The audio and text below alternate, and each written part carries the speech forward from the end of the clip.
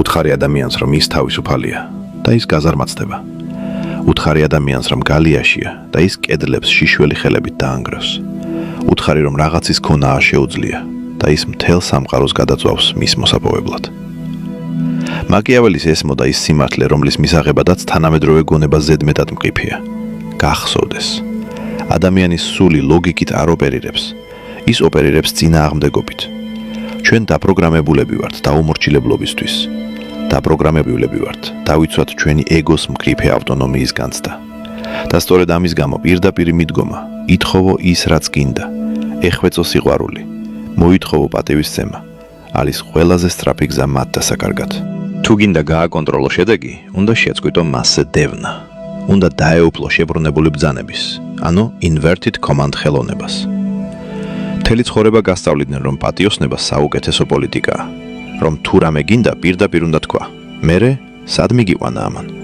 დაგაიგნორეს, გვერდზე გაქციეს, მიგირეს როგორც მოცემულობა. ადამიანები, რომლებიც რეალურად მართავენ სამყაროს, მაცდუნებლები, მომლაპარაკებლები, სტრატეგები, ისინი არ ითხოვენ. ისინი აშენებენ ისეთ რეალობას, სადაც შენ თავად აძლევ მათ ზუსტად იმას, რაც უნდათ. თან ისე, რომ გულწრფელად გჯერა, რომ ეს თავიდანვე შენი იდეა იყო. ეს თამაში არ არის. ეს ადამიანური ნების არქიტექტურაა. და როგორც კი ან ძაფებს დაინახავ, ვეღარაზოს დაუბრუნდები მარიონეტის როლს. შენ წინ გელოდება რევერსული ფსიქოლოგიის 13 მაკიაველისტური კანონი. ეს იაფფასიანი ფოკუსები არ არის. ეს არის ფსიქოლოგიური იარაღი, რომელიც შექმნილია ეგოს განსაიარაღებლად, წინააღმდეგობის გვერდის ავლისთვის და შენ გარშემო მყოფთა ღრმა ინსტინქტური სურვილების ასამუშავებლად. მაგრამ გაფრთხილებ, ამ იარაღის გამოსაყენებლად ჯერ ყველაზე რთული ადამიანი უნდა დაიმორჩილო, საკუთარი თავი. რადგან თუ ამ იარაღის გამოყენებას მაშინ ცდი, როცა შენივე ემოციები კონტროლს მიღმა, ის უკან შემოგიბრუნდება, ის შენ გაგანადგურებს. დანაბასრია და ის ორივე მხარეს ჭრის. ჩვენ ავყვებით კიბეს მარტივი წინააღმდეგობიდან გავლენის ყველაზე ბნელ კუთხეებამდე. ბოლოს გაიგებ, რატომ ფლობს ყველაზე დიდ ძალაუფლებას ის ადამიანი, რომელსაც ყველაზე ნაკლებად ადარდებს შედეგი და ზუსტად გეცოდინება, როგორ გახდე ეს ადამიანი. მოიკრიბე კონცენტრაცია და დავიწყოთ. კანონი პირველი. არჩევანის ილუზია. ადამიანის ეგოს ყველაზე პრიმიტიული სურვილი ავტონომიაა. იმ წამს, როცა ვინმე ძალდატანებას გზნობს, მისი ზღუდე მაღლდება. ის უარყოფს კარგ იდეას მხოლოდ იმიტომ, რომ ეს მისი იდეა არისო. მოყვარული ბრძანებებს გასცემს, ოსტატი ვარიანტებს თავაზობს. მაკიაველი მიცოდა, რომ თუ კონკრეტული შედეგი გინდა, არასდროს უნდა აჩვენო ან დააძალო გზა. შენ კურაციას უკეთებ ალტერნატივებს. აძლევ მათ ორ კარს. კარი A არის ის შედეგი, რომელიც შენ გინდა. კარი B არის შედეგი, რომელიც მათთვის ოდნავ უარესია, მაგრამ მაინც მიდის შენს მიზნამდე. ან არის შედეგი, რომელიც მათთვის იმდენად მიუღებელია, რომ აიძულებს კარი A აერჩიონ. გაიხსენე ბავშვი, თუ ეტყვი, წადი დაიძინე, ის იბრძვის, ხვირის, ანთქიცებს თავის დომინანტობას. მაგრამ თუ კითხავ, ახლა გინდა დაძინება თუ 5 წუთში? ის ირჩევს 5 წუთს. ის გძნობს, რომ გაიმარჯვა. გძნობს, რომ საკუთარი ბედის კაპიტანია. სინამდვილეში კი ზუსტად იმ ძილისკენ მიაბიჯებს, რომელიც შენ დაუგეგმე. ზრდასრულები უბრალოდ ბავშვები არიან, უფრო დიდი ლექსიკონით და ძლიერი თავდაცვით. მოლაპარაკებისას არასოდეს თქვა, ეს არის გარიგების პირობები. თქვი, შეგვიძლია ამას ხელი დღეს მოვაწეროთ და ფასი დავაფიქსიროთ. ან დაველოდოთ შემდეგ კვარტალს, როცა ტარიფები აიწერს. გადაწყვეტილება მთლიანად თქვენზეა. ამით შენ მოხსენი წნეხი. დაადგი მათ თავზე გადაწყვეტილების მიმღების გვირგვინი. მათი სიამაყე დაკმაყოფილებულია. ისინი აირჩევენ ნაკლები წინააღმდეგობის გზას, რომელიც სწორედ ის გზაა, რომელიც შენ დააგე. შენ არ ხარ დიქტატორი, უბრალოდ ლანდშაფტის არქიტექტორი ხარ. ისინი მიდიან იქ, სადაც ირჩევენ, მაგრამ გზები შენ ააშენე. კანონი 2. აკრძალული ხილი. არ არსებობს იმაზე ძლიერი მაგნიტი, ვიდრე აბრა, შესვლა აკრძალულია. ფსიქოლოგიაში ამას რეაქტანსის თეორია ქვია. როცა ჩვენს თავისუფლებას საფრთხე ემუქრება, ჩვენ განვიცდით აღგზნების ვისცერალურ, ანუ ფიზიკურ მდგომარეობას მის დასაბრუნებლად. ჩვენ გვინდა ის, რაც დეფიციტშია, გვინდა ის, რაზეც უარი გვითხრეს. თუ გინდა, რომ ვინმე იდეით შეპრობილი გახდეს, არ მიჰყიდო ის, აუკრძალე. შეფუთე ის, როგორც რაღაც ზედმეტად რთული, ზედმეტად სარისკო ან ექსკლუზიური. თუ გინდა, რომ ვინმე გამოგეგიდოს, არ შესთავაზო საკუთარი თავი ლანგარზე. ეგ იაფია, ეგ ჩვეულებრივია და ჩვეულებრივ ნივთებს გულგრილად ექცევიან. ამის ნაცვლად შექმენი ბარიერი. ალბათ მეტი არ უნდა უყურო ამ ვიდეოს.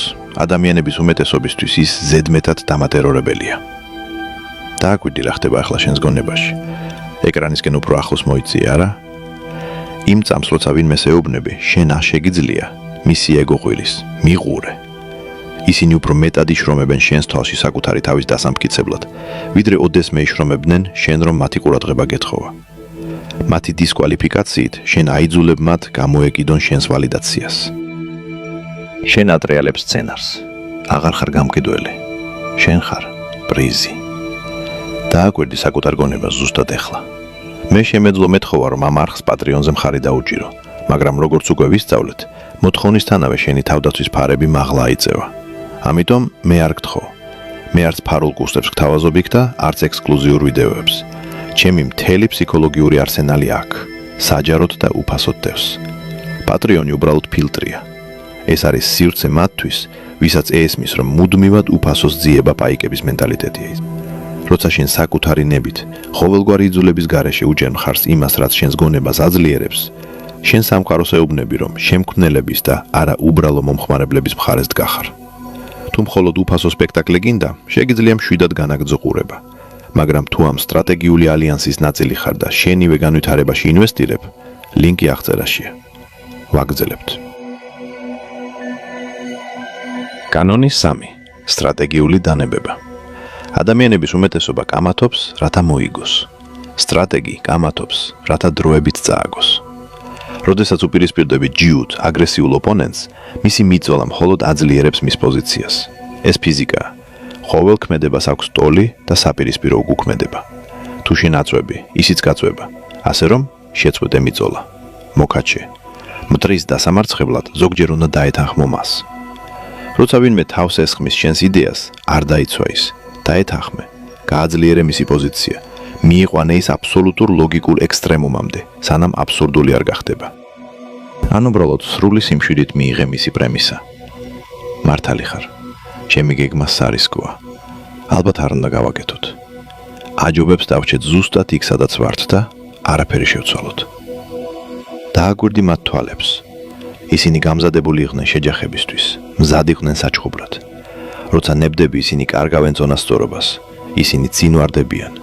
უცებ აღმოჩნდება რომ თავად ეწინააღმდეგებიან საკუთარ სიფრთხილეს. ის არ მიგულისხმია რომ საერთოდ არაფერი უნდა ვაკეთოთ. წინააღმდეგობის მოხსნით შენ აიძულებ მათ თავად შეავსონ სიცარიელე. ხშირად ისინი დაიწყებენ შენი პოზიციის დაცვას უბრალოდ იმისთვის რომ წონასწორობა აღადგინონ. რევერსული ფსიქოლოგიის დაუფლება ნიშნავს იმის გაგებას რომ არ არის აუცილებელი შენ მართავდე მანქანას. ზოგჯერ ხელებს იღებს აჯიდან, რადგან იცი რომ მანქანის ინერცია ზუსტად იქ წაგიყვანს, სადაც გინდა. კანონი 4. სიჩუმის ვაკუუმი. ჩვენ ხმაური სამყაროში ცხოვრობთ. ყველა მაუწყებლობს, ხსნის, თავს იმართლებს. სიჩუმე დედამიწაზე ყველაზე ძვირადღირებულ სასაქონლო ნიშნად იქცა და რადგან ის იშვიათია, ის საშიშია. როცა საკუთარ თავს ხსნი, შენ ძალაუფლებას კარგავ. სხვებს აძლევ მონაცემებს გასაანალიზებლად, გასაკრიტიკებლად და დასაშლელად. მაკიაველისტმა იცის, რომ რაც უფრო ნაკლებს ამბობ, მით უფრო დამაშინებელი ჩანხარ. გამოიყენე სიჩუმე როგორც ვაკუუმი. როცა სვამ კითხვას და პასუხად იღებ ნახევარ სიმართლეს, არ ამოიღო ხმა. არ შეავსო ის უხერხულობა. შეხედე მათ თვალებში და დაელოდე. ადამიანის გონებას ზულს ვაკუუმი. ის სიჩუმეში, პანიკაში ვარდება. მას გონია, რომ ჩენი სიჩუმე ნიშნავს, რომ შენ იცი რაღაც, რაც მან არ იცის. გონია, რომ შენ განსჯი. ამ დაძაბულობის მოსახსნელად ის დაიწყებს ლაპარაკს. გამოაჩენს სიმართლეს, ივაჭრებს საკუთარი თავის წინააღმდეგ. წავა ისეთ დათმობებზე, რომელსაც არასდროს აპირებდა, მხოლოდ იმისთვის, რომ დაარღვიოს შენი სიჩუმის შელოცვა. სიჩუმე ცარიელი არ არის. ის მძიმეა. ისწავლე მისი ჰაერში ჩამოკიდება, სანამ ის ოპოზიციის ნებას არ გაჭკლats. კანონი 5. ნარცისიზმის სარკე. ყველა ადამიანი საკუთარი ფილმის მთავარი გმირია. ისინი შენ კი არ გიყურებენ. ისინი შენში საკუთარ ანარეგს აძებენ. თუ გინდა ვინმეზე გავლენა მოახდინო, ნუ ეცდები მათ დარწმუნებათ შენი ლოგიკით. ეგ არ იმუშავებს. ლოგიკა მათთვის უცხოა.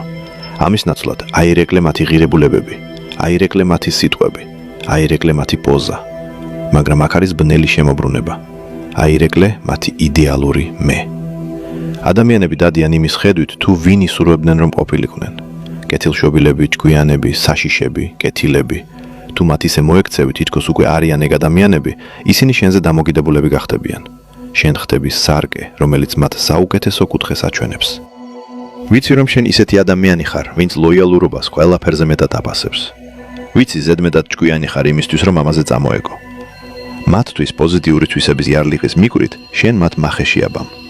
მათ ახლა უნდა იმოქმედონ ამ იარლიყის შესაბამისად, რათა შეინარჩუნონ თავიანთი ეგო. თუ ეუბნები ვინმეს, რომ ის ზედმეტად სამართლიანია იმისთვის, რომ პატარა დეტალმა გარიგება ჩაშალოს, ის დათმობს ამ დეტალს, რათა დაამტკიცოს, რომ სამართლიანია. შენ ისინი საკუთარივე პატიმოყარეობით გამოამწყვდი ეგ კუთხეში. კანონი 6. ალბათ არ შეგიძლია. გამოწვევა. ეს ბირთვული ვარიანტია. ის მიზანში იღებს ეგოს ყველაზე ღრმა დაუცველობას, კომპეტენციას. როცა გინდა რომ ვინმე რთული საქმე გააკეთოს, არ ეხვეწო. არ შესთავაზო ჯილდო, ეჭქვეშ დააყენე მისი შესაძლებლობები. ეს გასაკეთებელია, მაგრამ გულწრფელად რომ გითხრა, ალბათ ზედმეტად რთულია შენი გუნდისთვის ამ ეტაპზე. სხვაგან მომიწევს გატანა. ვაპირებდი შემომეთავაზებინა ჩვენთან შემოერთება, მაგრამ ვიცი რომ ასეთი რისკისთვის ძალა არ გეყოფა. ეგოს არ შეუძლია ამის ატანა. ის ამას თავისი სტატუსის მუქარად აღიქვამს. მას სჭირდება რომ დაგიმტკიცოს რომ ცდები. ის აიღებს საკუთარ თავზე ტვირთს, რისკს და საქმეს, მხოლოდ იმისთვის რომ აღადგინოს თავისი უპირატესობის განცდა. მაგრამ ფრთხილად იყავი. ეს დელიკატურ მიდგომას მოითხოვს. თუ ზედმეტად აგრესიული ხარ, ეს შეურაცხყოფად ჟღერს. თუ დახვეწილი ხარ, ეს მზრუნველობად ჟღერს. მზრუნველობასთან ბრძოლა კი ბევრად რთულია. შენიცავ მათ მარცხისგან და ისინი თავს გაინადგურებენ და რათა დაამტკიცონ რომ შენი დაცვა არ ჭირდებათ. კანონი 7. თავისუფლების შფოთვა. კირკეგორმა თქვა, შფოთვა არის თავისუფლებისგან გამოწვეული თავბრუსხვევა. ადამიანები ამბობენ რომ ტოტალური თავისუფლება უნდათ, მაგრამ არ უნდათ. ტოტალური თავისუფლება პარალიზებას იწვევს. ეს უფსკრულია. როცა ვინმეს ეუბნები, აკეთე რაც გინდა, არ მაინტერესებს. შენ მათ არ ათავისუფლებ, შენ მათ აშნებ. ურთიერთობებში პარტნიორი, რომელიც მოითხოვს მუდმივად იცოდეს მეორის ადგილსამყოფელი, სუსტია. პარტნიორი, რომელიც ამბობს, წადი გაერთე, აკეთე რაც გაგიხარდება, სიტუაციას აკონტროლებს. რატომ? იმიტომ რომ ტოტალური ნებართვის მიცემით, შენ აქრობ აჯანყების მუღამს. თუ არაფერი აკრძალული, არაფერია საინტერესო. გარდა ამისა, შენი მესაკუთრეობის ნაკლებობა სიგნალია, რომ არ გეშინია მათი დაკარგვის და ეს უკვე საშიშია. ეს სიგნალია, რომ შენ გააქვს ალტერნატივები, რომ დაცული ხარ, რომ შენ ხარ პრიზი. მოულოდნელად, ისინი აღარ ფიქრობენ იმ თავისუფლებაზე, რომელიც მიეცი, ფიქრობენ იმაზე, თუ რატომ მიეცი ის ასე ადვილად. ისინი ახლოს დარჩებიან არა იმიტომ, რომ დააძალე, არამედ იმიტომ, რომ ეშინიათ, ზედმეტად შორს წავიდნენ შენი გულგრილობისგან. კანონი 8. ალბის სისუსტე. მაკიაველი წერდა, რომ ზოგჯერ სასარგებლოა სიმულაცია გაუკეთოს სისულელეს. გამოჩნდე უფრო ნელი, მოწყენილი ან გულუფგვილო, ვიდრე სინამდვილეში ხარ. როცა ჩანხარ ბასრი, აგრესიული და სრულყოფილი, ადამიანები ფარებს მაღლას წევენ. ისინი გეჯიბრებიან, ცდილობენ შენს ჩამოგდებას. მაგრამ როცა ჩანხარ ოდნავ ხარვეზიანი, ოდნავ დაბნეული ან დახმარების მთხოვნელი, ისინი დუნდებიან, დაბლაუშებენ ფარებს. მათი ეგო იზრდება. უნდათ დაგეხმარონ, გამოგისწორონ, გასწავლონ. დარწმუნებული არ ვარ, რომ მესმის როგორ მუშაობს ეს. შეგიძლია შენი სტრატეგია კიდევ ერთხელ ამიხსნა? თავიანთი ინტელექტის გამოვლენის სურვილში ისინი გაშლიან კარტებს. მოგცემენ იმ ინფორმაციას, რაც გჭირდება. ისინი სათანადოდ არ შეგაფასებენ. ომში კი არ არსებობს იმაზე დიდი უპირატესობა, ვიდრე ის, რომ სათანადოდ არ გაფასებდნენ. დაეგონოთ, რომ კატები არიან, რომელიც თაგვზე თამაშება. იმ დროისთვის, როცა მიხვდებიან, რომ ლომი ხარ, მათი ყელი უკვე დაუცველი იქნება შენთვის. კანონი 9. კონსტრუქციული პესიმიზმი. ჩვენ ცხოვრობთ ტოქსიკური პოზიტიურობის კულტურაში. შენ ეს შეგიძლია, გჯეროდეს შენი თავის, ეს ხმაურია, ეს იაფია. ზოგჯერ ვინმეს მოტივირების საუკეთესო გზა არის დაეთანხმო მის ეჭვს. როცა ვინმე ამბობს, არ ამგონია ამის გაკეთება შეუძლო, არ უთხრა, კი, შეგიძლია, უთხარი, მართალი ხარ.